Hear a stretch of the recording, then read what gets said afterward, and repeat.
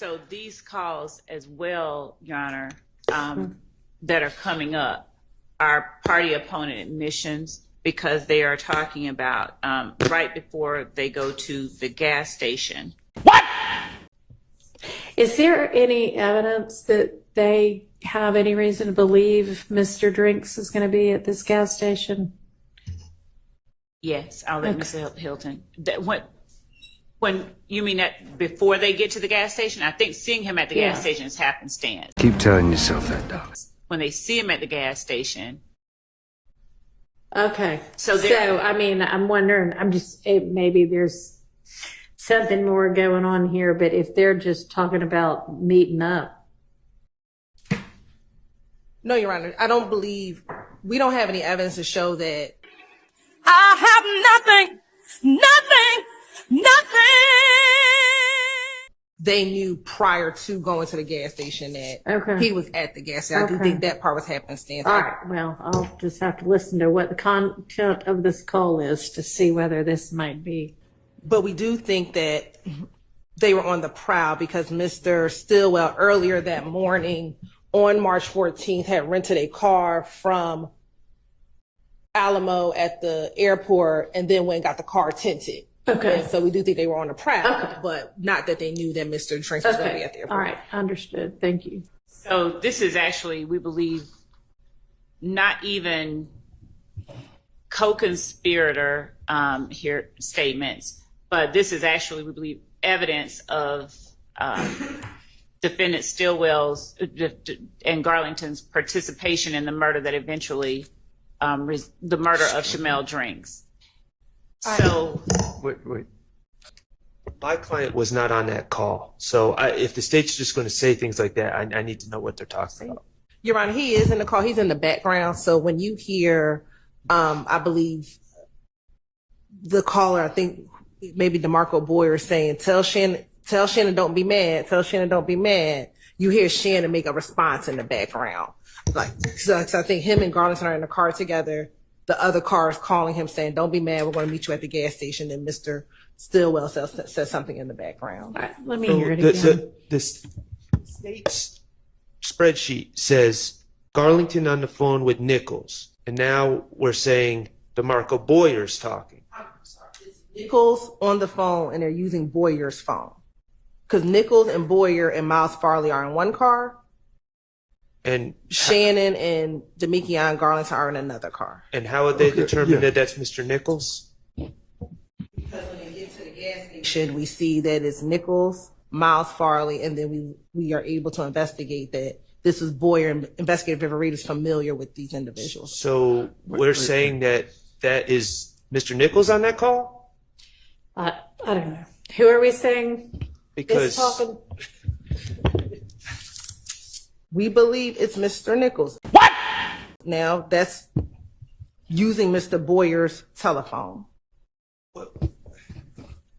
There's a lot of we believe, and I have little faith in those assertions. You're right. In fact, I know those assertions to be incorrect. So You said there's a video from the gas station, right? And does the video from the gas station show who's in what car? We know for sure that we see Mr. Jackson in the two cars, Your Honor, is an Audi and a Ford Fusion, a white Ford Fusion, a white Audi. We do know that Mr. Jackson gets out of the Audi. Who's Mr. Stillwell? Mr. Stillwell, excuse me. And then we know that Mr. Nichols gets out the Ford Fusion and that Ford Fusion is actually his wife's car. Okay. And do you know, are those the only two people that the video shows getting out or that you can see in any of the cars? And one other person, Miles Farley, we know that he gets out of the car with Mr. Nichols. Okay. So he's in the Fusion. He's in the Fusion. We do not see Mr. Garlington. He does not get out the car at the gas station, nor do we see Mr. Boyer. He does not get out of the car at the gas station. Okay, but your theory is that Garlington and Boyer are also in the Audi? No, Garlington's in the Audi. We believe Boyer is in the Ford Fusion. Okay, sorry. And you maintain that you can hear Mr. Stillwell at the back responding in the call? Yes, Your Honor, in the background, yes. It's faint, but you hear. Well, what I hear is this. I hear Mr. Garlington speaking to someone, and them trying to explain to each other where they are.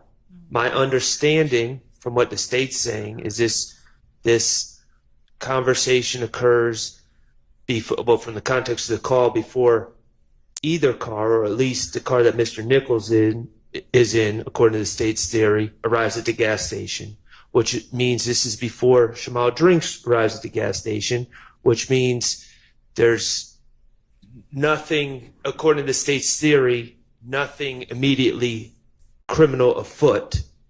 And they're just talking about getting up, and the person alleged to be in the car with Mr. Garlington is Mr. Stillwell.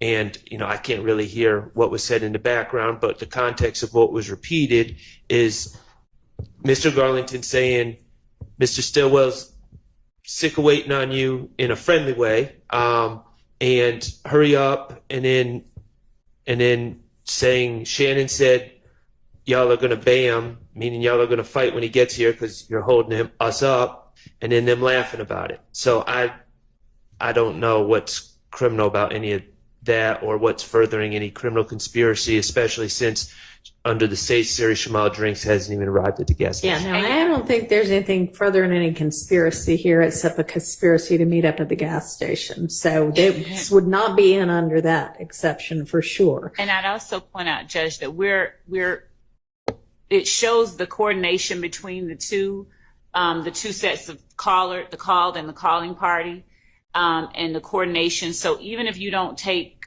what they're saying as true, the call itself is evidence of coordinated efforts and communication right leading up to the Shymel Drinks murder. Okay, So but y'all are saying it was entirely just luck or bad luck for Mr. Drinks that they happened to find him here. So while there may have been a plan afoot to, when we see the enemy, we kill them, unless you've got evidence that this was, all right, we're getting together to go send out and start looking so that we can act on our plan, then this cannot come in under co-conspirator. It may come in under something else. But are you making that argument that this should come in under? No, that's the opposite of the one I was making. What I was saying is that it has a non-hearsay purpose, and that the non-hearsay purpose was that it shows the coordination and communication between the people that we've alleged committed the murder, even outside of the fact, even if you don't take as true anything that they're saying. So not even trying to take the truth of what they're saying, the fact that they are communicating with one another. I mean, we can't hear what any of those communications are. So I don't hear anything coming in as a statement by Mr. Stillwell here. If Your Honor could allow us one more comment on that. No, I was just going to say, Your Honor, we agree. We don't think it's a co-conspirator thing, but it is evidence of the events leading up to the murder of Shymel Drinks. And so we believe it can come in as we're not offering it for the truth of the matter asserted that he was getting off the exit at the time that he says he's getting off the exit, but simply, like Ms. Love just said, to show they are the series of events that occur right before the murder. The in communication to meet up at the gas station, you're going to see that they meet up at the gas station. Then a call that's coming up next is when DeMarco Boyer calls Demekion Garlington and tells him get on FaceTime. And we believe that is when the plan happens to kill Shymel Drinks. And that's the next call. Does the video show the Audi's already there and then the Fusion pulls up? Yes, but it doesn't. Again, because of the video, we are not aware of DeMarco Boyer being in the car prior to seeing the video, nor do we see him afterwards. We just hear these phone calls between this individual. All right, well, I'm not talking about the next call yet. I'm talking about this call and trying to figure out why we need this call at all. Because I think it shows them coming from wherever they're coming together. We believe that they were either near each other or had planned to meet up prior to do whatever they're doing. And so it just shows a series of events, Your Honor. Just if we have to prove what happens before, during, and after the murder, this shows before the murder, they were in communication. It's not like they randomly met up at the gas station together. They literally planned these two cars, at least, to meet up at the gas station. They meet. They unfortunately see Mr. Drinks, and then the plan becomes afoot. But it's not like the Audi and the Ford Fusion randomly meet at the gas station. They have plans to meet at the gas station. Amazing. Every word of what you just said was wrong. All right. Well, if that's your purpose, I think you can narrow it down a little bit. We don't need to hear the whole conversation. And Your Honor, I'll also say that they have a call log that establishes that, and they actually had Mr. Burney, the cell phone analysis gentleman, plot this number in question that they're saying belongs to Mr. Boyer. They've plotted that, so they have a call log of who's calling who to show coordination, and they have the plot of where the phone was at times that it was used and who was calling who. So the coordination, they don't need the contents of the phone call to show coordination. Yeah, but I would believe that the defense will argue, we don't know what they were meeting. We don't know what they're meeting up for, but now the jurors can hear. We still don't know what they're meeting up for at this point in time. But it's still just a series of events that lead up to the murder. These two cars and the individuals in these cars have some type of relationship. If you want to use the little tiny part that's we're getting off the exit right now, that's fine. But we don't need all of it. I mean, it just... And who's going to identify the voice? Because it's not Mr. Nichols on that call. Yeah, and we'll lay the foundation as to the call and where it comes from on the wiretap. Well, if I'm admitting it as an admission by a party opponent, then it needs to be one of these people on trial right now. So if you can't establish that it's Mr. Nichols, that's problematic. Nothing! We will. Well, if we're offering it to show that they were, not that they were getting off the gas at the gas station, that's the hearsay, that we would need to, what we're saying is they were meeting up they were on their way to the gas station, not that we're getting off right now. That would be offering for the truth of the matter asserted, which would be the hearsay. Which would need an exception. That's not what we're offering. Okay, but if we have no idea who's on the call, then it's not relevant. But we do know from the phone number that it's DeMarco Boyer's phone. We know that he is talking to Demekion Garland. You know what? Let's just use what's already in for that. And by that's probably the wrong word, but it appears that you all have what you need, and considering the other issues surrounding this one, I am gonna sustain the various objections. I'm not gonna admit this. Okay, thank you, Your Honor. Yo, hit that like for a deal with Christian. Yo, for a deal with Christian. Smash that bell for DWC.